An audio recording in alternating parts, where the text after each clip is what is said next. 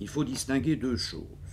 Le principe d'une rémunération sur des objectifs de santé publique et les objectifs que l'on vise. Le Conseil national s'est exprimé sur ce plan-là et a pu dire, je schématise, que la rémunération sur des objectifs de santé publique ne pouvait pas être considérée comme contraire à l'éthique médicale et à la déontologie professionnelle, sous réserve. C'est sous réserve que les objectifs que l'on vise ne portent pas atteinte à la qualité des soins, à la qualité des prises en charge et à l'indépendance professionnelle. Un certain nombre de confrères, très minoritaires, 4%, ont refusé la ROSP. Ça ne veut pas dire que ces médecins sont dans la vertu absolue et que tous ceux qui ont accepté n'ont pensé qu'à leur bénéfice. Ce ne serait pas vrai. Ça peut être une vision polémiste, hein. Mais je suis certain que le corps médical français ne regarde pas d'abord son tiroir S. J'en suis certain. La Cour des comptes, c'est un grand corps de contrôle de l'État, mais enfin, elle ne détient pas non plus la vérité. Et comme son nom l'indique, c'est une cour comptable. Elle examine le bon usage des fonds publics, ou des fonds de l'assurance maladie, mais enfin, ce qui globalement revient au même. Quand on lit attentivement ce qu'a dit la Cour n'a pas dit que la ROSP n'était pas bien.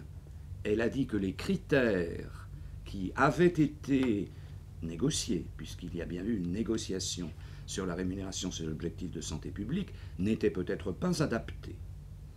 Il faut alors les réexaminer. C'est le problème de la négociation avec les partenaires conventionnels. Mais il faudrait que les objectifs négociés sur le plan financier du coup avec l'assurance maladie aient pu être établis par une autorité, je vais dire, indépendante et objective, et qui ne va pas dire on va prescrire tel médicament parce que c'est beaucoup moins cher, alors qu'il y a des preuves irréfutables qu'un médicament, c'est une illustration, qu'un médicament plus onéreux aurait une efficacité supérieure ou des effets secondaires moindres. À mes yeux, nous sommes en plein dans l'éthique médicale et la déontologie professionnelle. Donc, nous appelons les conseils professionnels des différentes spécialités qui existent, on ne va pas réinventer encore un autre, à se pencher sur ce problème, spécialité par spécialité. Vous savez que les conseils professionnels réunissent des praticiens hospitaliers, des praticiens hospitalo-universitaires, la société savante finalement de la discipline, qui peut être une société savante d'ailleurs où il n'y aurait pas que des hospitalo-universitaires. Je pense notamment à la médecine générale. Et des organisations représentatives, pour ne pas dire l'organisation syndicale de la profession, et que c'est là, sous l'autorité évidemment que nous n'avons pas à contester, de la haute autorité de santé, sur des critères objectifs pour définir les objectifs. Malgré tout le respect que je porte aux hauts magistrats de la Cour des comptes, je pense que la Cour a tort lorsqu'elle dit que l'informatisation des cabinets médicaux ne devait pas faire partie de la ROSP. Qu'est-ce que l'on veut ? On pense que l'informatisation des structures, les cabinets, que l'informatisation des structures va améliorer la qualité professionnelle, de vie professionnelle des médecins.